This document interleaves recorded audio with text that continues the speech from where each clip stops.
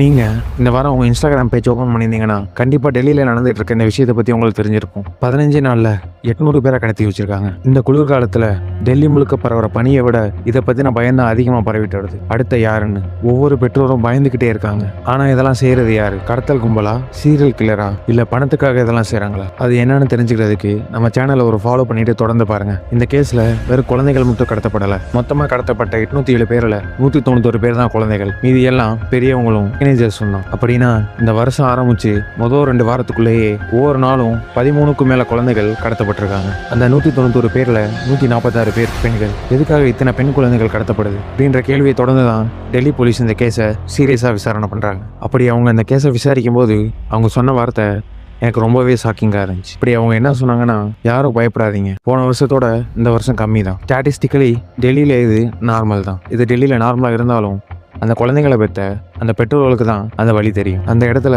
உங்களோட புள்ளி விவரங்கள் மறுக்கப்படுது. இதே மாதிரி கேஸ் 2024 அப்பயும் ஜனவரி 1லேருந்து 15க்குள்ள 989 பேர் மிஸ் ஆயிருக்காங்க. அதே 2025ல் 929 பேர் மிஸ் ஆயிருக்காங்க. ஆனால் அப்போல்லாம் வைரல் ஆகாத இந்த விஷயம் இப்போ ஏன் வைரல் ஆகுது? அப்போ தான் போலீஸ் இதை மருதாணி 3ன்ற ஒரு சைல்ட் டிராஃபிக்கிங் படத்துக்கான பெய்ட் ப்ரொமோஷனாக இருக்கலான்னு சொல்லிட்டு சஸ்பெக்ட் பண்ணப்படுறாங்க. ஆனால் அந்த படத்தை தயாரித்த நிறுவனம் இதை எப்பயும் மறுத்துட்டாங்க. டெல்லியில் பனிக்காலங்களில் இது நடக்கிறது சகஜம்தான். ஒவ்வொரு வருஷமும் 23,000லேருந்து 25,000 பேர் காணாமல் போவாங்க. அந்த அடர்ந்த பனியில் இது நடக்கிறது ரொம்பவே காமன்னு போலீஸ் சொல்கிறாங்க. அப்படி இருந்தாலும் இது வரைக்கும் அந்த 807 பேர்லேருந்து 235 பேரை ட்ரேஸ் பண்ணி ரெக்கவர் பண்ணியிருக்காங்க. இன்னும் மற்ற பேரையும் ட்ரேஸ் பண்ணிட்டு தான் இருக்காங்க.